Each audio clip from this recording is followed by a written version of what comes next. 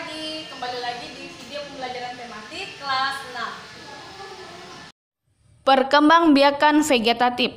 Perkembangbiakan vegetatif adalah perkembangbiakan makhluk hidup tanpa disertai pertemuan sel kelamin jantan dan sel kelamin betina atau tidak melalui perkawinan. Perkembangbiakan secara vegetatif dapat terjadi melalui dua cara, yaitu vegetatif alami dan vegetatif buatan. 1. Vegetatif alami. Vegetatif alami adalah perkembangbiakan yang terjadi secara alami tanpa bantuan manusia.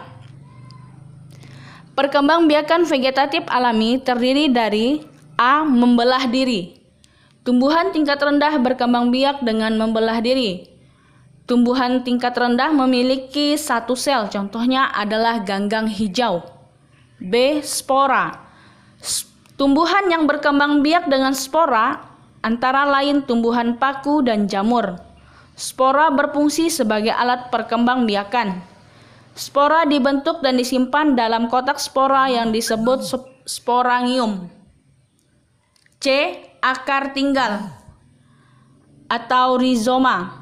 Akar tinggal adalah batang yang terdapat di dalam tanah. Contohnya jahe, kunyit, temulawak, dan lengkuas. D. Umbi lapis. Umbi lapis merupakan pelepah daun yang berlapis-lapis.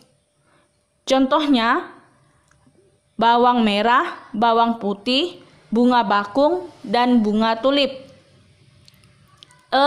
Umbi akar. Umbi akar adalah akar yang membesar dan berisi cadangan makanan.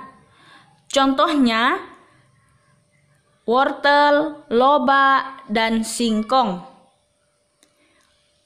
F. Umbi batang. Umbi batang adalah batang yang tumbuh di dalam tanah dan ujungnya menggelembung menjadi umbi.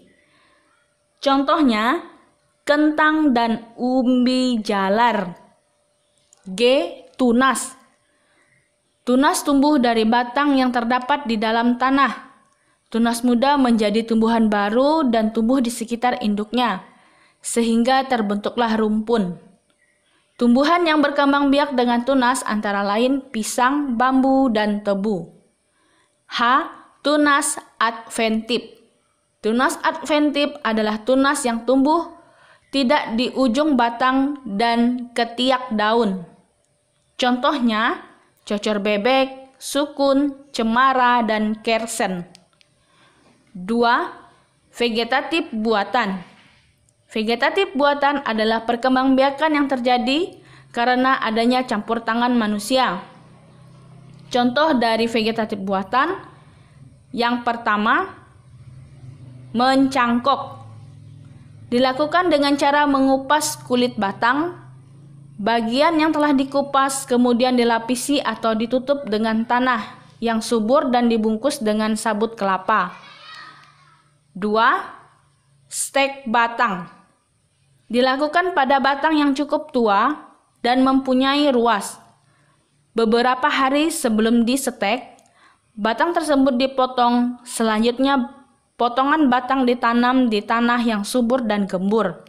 Contohnya, stek tebu, ketela pohon, jambu air, dan sirih. 3. Stek daun. Daun yang disetek diambil dan diletakkan di permukaan tanah. Tunasnya akan tumbuh di pinggir daun. Contohnya begonia. 4. Okulasi atau menempel.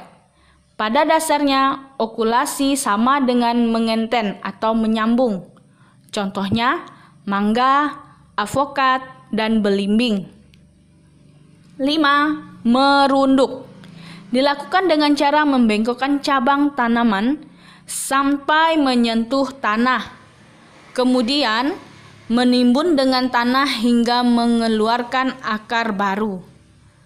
Contohnya apel, alamanda, dan melati.